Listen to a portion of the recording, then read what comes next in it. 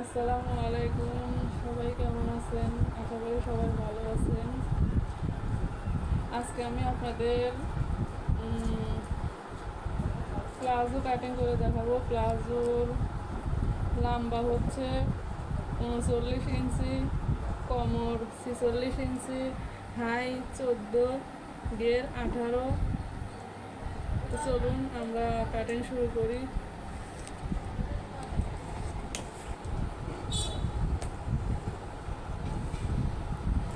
কাপড়টাকে প্রথমে 4 ভাগে ভাগ করে নিয়েছি।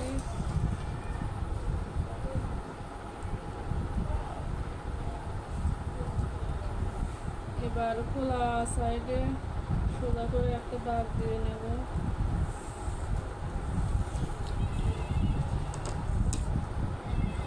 এখন দেখে নেব প্লাজো লম্বা অনুযায়ী কাপড় আছে কিনা।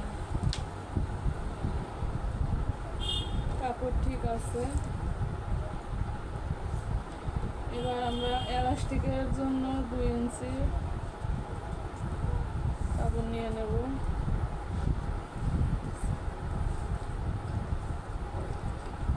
এবার দাগটাকে সোজা করে টেনে নেব।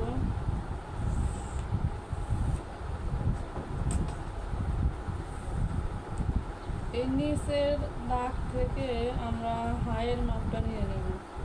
এখানে হাই আছে 14 ইঞ্চি, 14 ইঞ্চিতে একটা মার্জিন দিয়ে নিলাম। এই পাশের একটা মার্জিন দিয়ে নিই। এবার দুটো দাগকে মিলিয়ে দেব।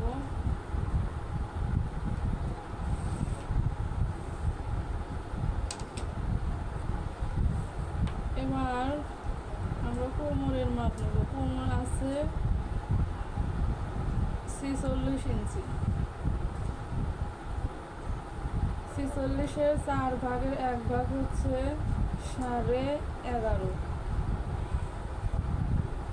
4 ভাগের 1 ভাগ 11.5। আর সেলাইয়ের জন্য 1/2 ইঞ্চি, সেলাই মার্জিন 1/2 ইঞ্চি। আর কোমরের মাপ নিচেও এই চিহ্নটা করে নেব। এবার আমরা যেই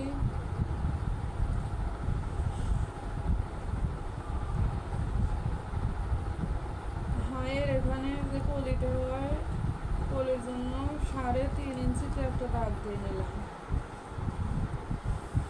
এবার আমরা দাগগুলো মিলিয়ে দেব।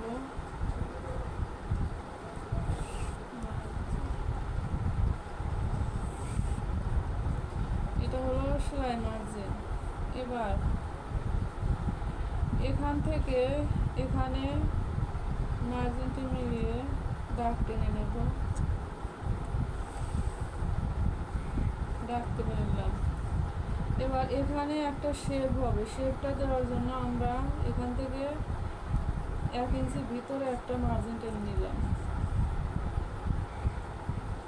এই মার্জিনটা এখান থেকে মিলিয়ে দিলাম।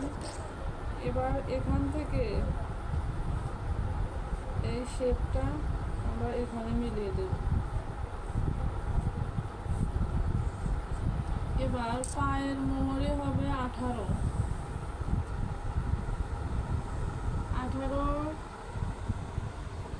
2 ভাগের 1 ভাগ হচ্ছে 9। আর সেলাই মার্জিন 1 ইঞ্চি।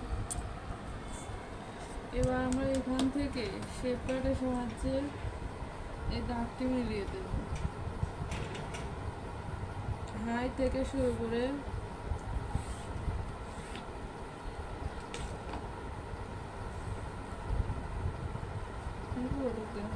এই দেখুন আমাদের প্লাজোটা মার্ক করা শেষ। এবার আমরা কাটিং করব।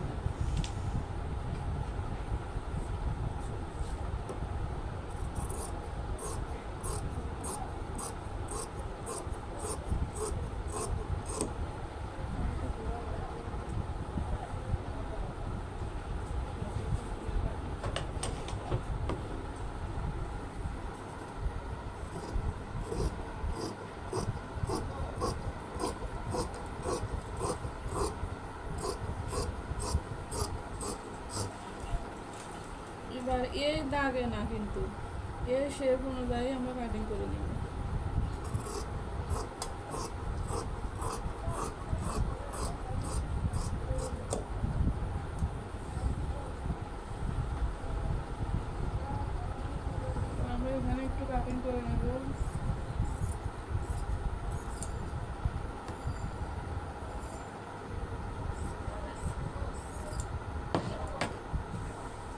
এই দেখুন, এটা প্লাজো কাটিং করা শেষ।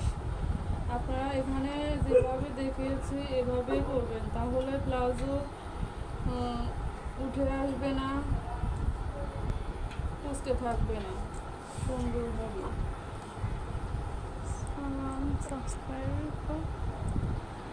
আজকে এই পর্যন্তই। সবাই ভালো থাকবেন, আমার চ্যানেলটা সাবস্ক্রাইব করে দেবেন, লাইক কমেন্ট করে পাশে থাকবেন। নতুন কোনো